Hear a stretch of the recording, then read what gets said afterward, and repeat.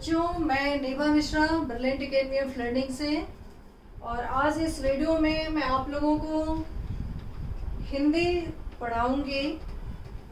हिंदी बहुत सारे एग्ज़ाम्स में या तो क्वालिफाइंग होता है, यानी आपको उसमें पास करना ज़रूरी होता है, या कई एग्ज़ाम्स में स्कोरिंग होता है, उसके मार्क्स भी आपके मेरिट लिस्ट बनने में जोड़ा जाता है।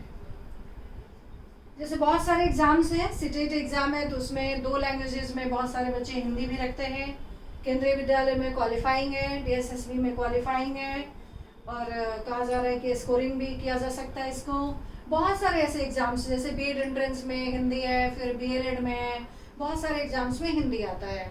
तो बच्चे ये जो सिलेबस है इसका वो 10th स्टैंडर्ड ही मान सकते हो आप, कि 10वीं तक जो आपने हिंदी पढ़ी थी उसी बेसिस पे ये सारे एग्ज़ाम्स में क्वेश्चंस दिए जाते हैं। तो आप लोग बहुत सारा कुछ भूल गए होंगे, तो मैं इसमें आपको हिंदी शुरू से पढ़ा रही हूँ। आज पहला दिन है, आप इसको बढ़िया सीखो, समझो, और वीडियो अच्छा लगे तो शेयर करना नहीं भूलना।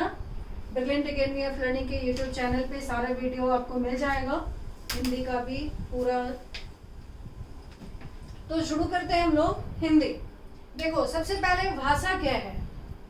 तो भाषा को अगर हम एक सेंटेंस, एक वाक्य में इसको परिभाषित करें तो ये है कि विचारों के आदान प्रदान के माध्यम को भाषा कहते हैं, कि अपनी बात दूसरे तक पहुंचाना और दूसरे की बात को समझ लेना, ये दोनों ही है भाषा। अब भाषा जो है ये कई तरह का भाषा होता है, लिखित, अलिखित, कूट भाषा, सांकेतिक भाषा, बहुत सारा भाषा है। आज आप लोग कौन सी भाषा शुरू कर रहे हो सीखना? हिंदी।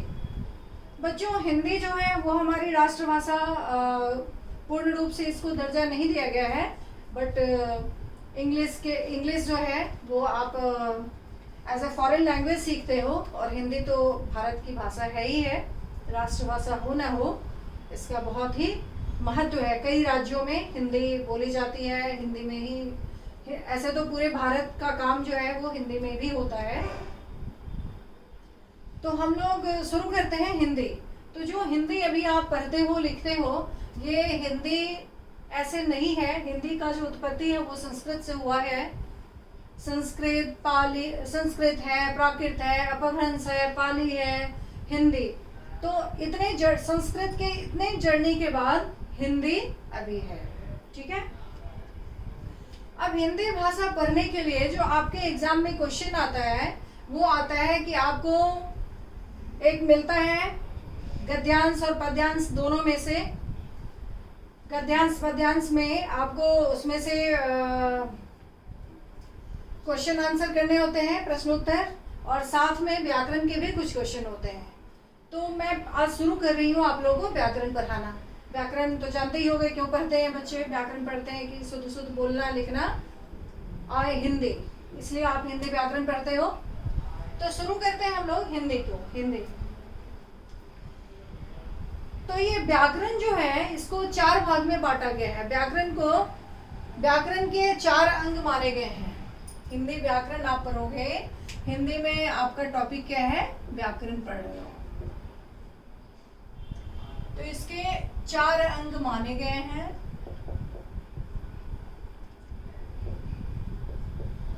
वर्ण विचार,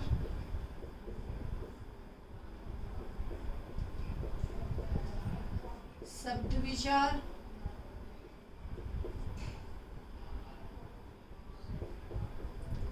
पद विचार और वाक्य विचार।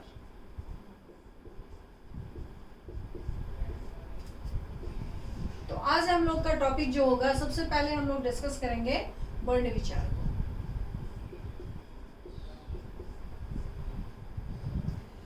देखो, इस तरह से टेबल बना के आप इसको सीख सकते हो। तो सबसे पहले वर्ण होता क्या है? वर्ण का परिभाषा आप लिखो, उस मूल ध्वनि को, वर्ण विचार नहीं, वर्ण, सिर्फ पहले वर्ण किसको कहेंगे लिखो। वर्ण उस मूल ध्वनि को कहा जाता है जिसका खंड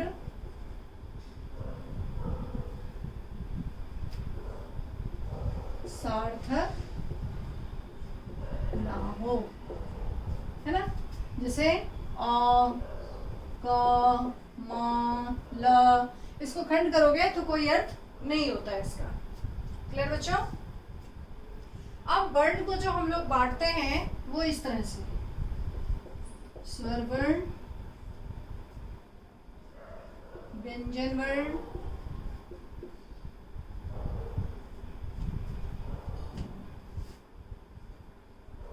अयोगवाह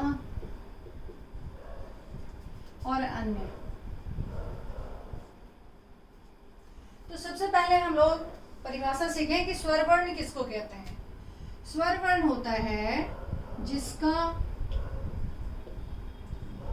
उच्चारण, वैसा वर्ण जिसका उच्चारण स्वयं हो, बिना किसी के सहायता से,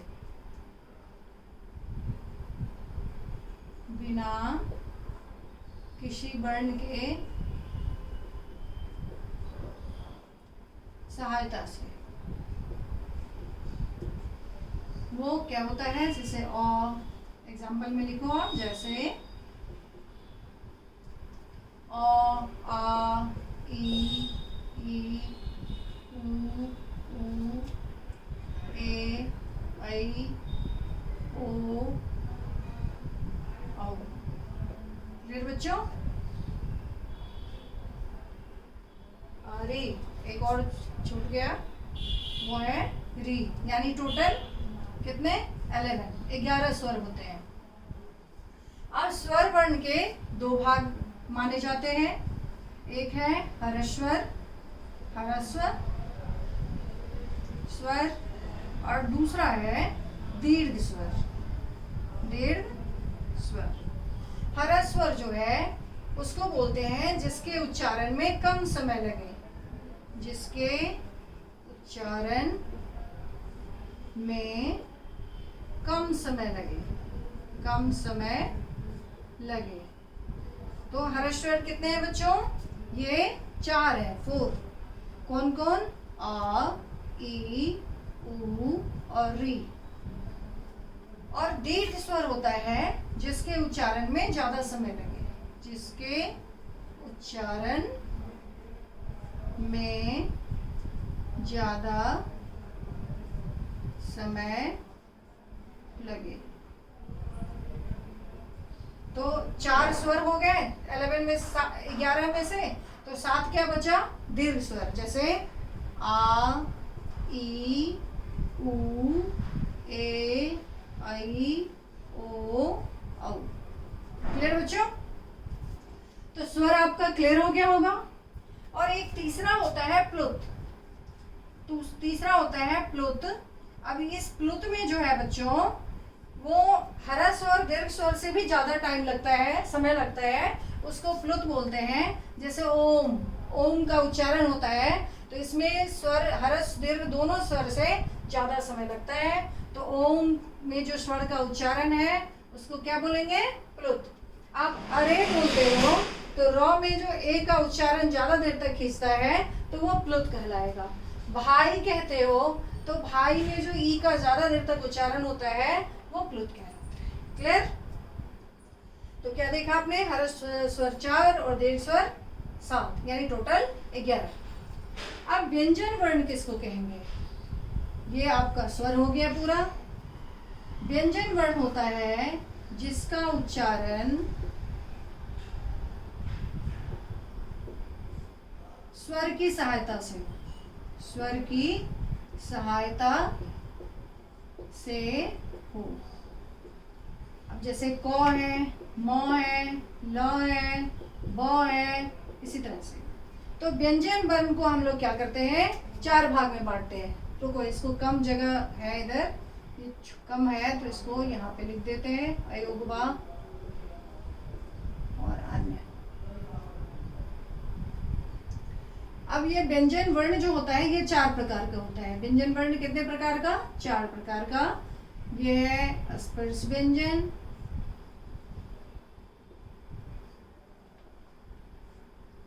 दूसरा अंतस्थ व्यंजन,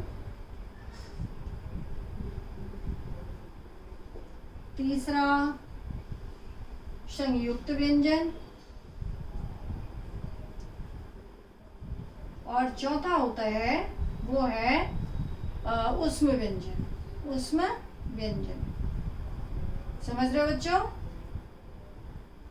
अब देखो स्पर्श व्यंजन जो है ये क से म तक कहा जाता है। क से म तक वो इस तरह से क ख ग घ अंग, उसका उच्चारण स्थान कहाँ है? कंठ, यानी दोनों कंठ जो है यहाँ पे टच करता है, स्पर्श करता है। और क ख ग घ में कंठ, च छ ज झ में जी और तालु, ट ठ ड ढ में जी और मूर्धा, और त थ द ध में जी और दांत, प फ ब भ म में दोनों ओठ टच करता है। इसीलिए स्पर्श व्यंजन जो है वो क से म तक को कहा जाता है। दूसरा है अंतस्थ व्यंजन। अंतस्थ व्यंजन का उच्चारण अंदर से होता है, वो टच नहीं करता। जैसे ये 4 है, अंतस्थ व्यंजन 4 है, य र ल और व। क्लियर बच्चों? संयुक्त व्यंजन जो है ये व्यंजन व्यंजन मिलके ही बनता है। ये भी 4 है संयुक्त व्यंजन, स्र, त्र, ज्ञ और अक्षर। क्लियर बच्चों?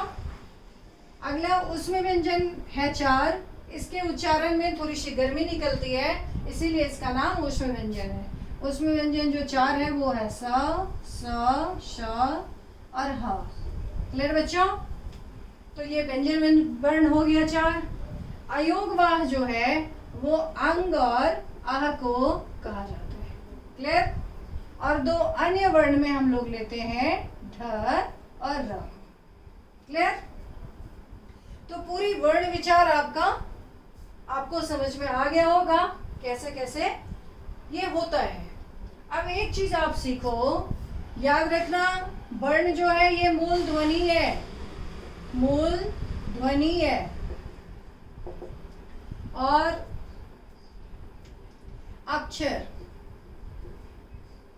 जब बोलते हैं तो वर्ण है, और अक्षर जब हम लिख दिए और बोले तो वो वर्ण कहलाएगा, और जब हम लिख दिए तो वो अक्षर कहलाएगा। क्लियर बच्चों? ऐसा क्वेश्चन आया हुआ भी है एग्जाम में, तो इसको आप सीखो। अयोगवाह अंग और अ है। अब आपको क्या सीखना है? चलो मैं इसको ऊपर से मिटाती हूँ।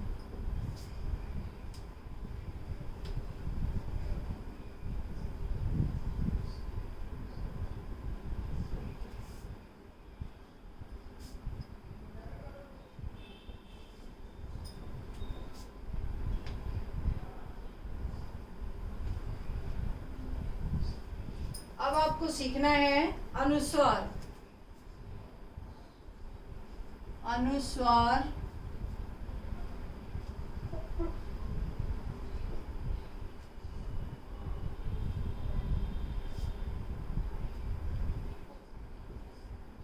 और अयोगवाह में क्या अंतर है? अनुस्वार और अयोगवाह में क्या अंतर है? तो अनुस्वार जो होता है बच्चों, इसका उच्चारण नाक से होता है। अनुस्वार का उच्चारण कहाँ से होगा? नाक से। ज्यादा गीला है।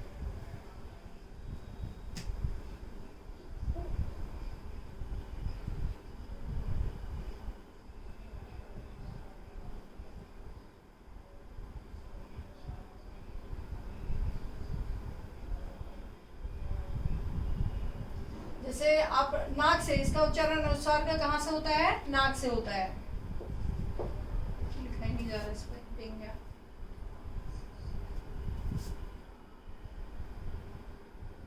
जैसे आप कहते हो पतंग, कंचन, कंगन, तो अनुस्वार कहलाएगा।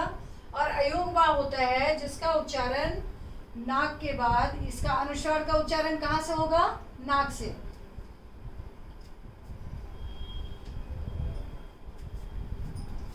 अनुस्वार का उच्चारण नाक से होगा,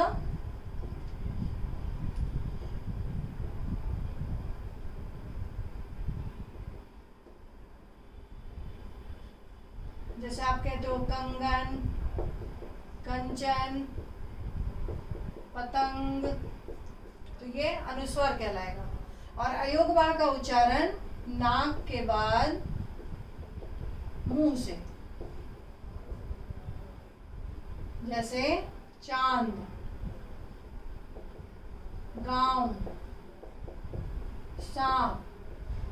ठीक है बच्चों, तो आज हम लोगों ने इस वीडियो में वर्ण विचार को डिस्कस किया है।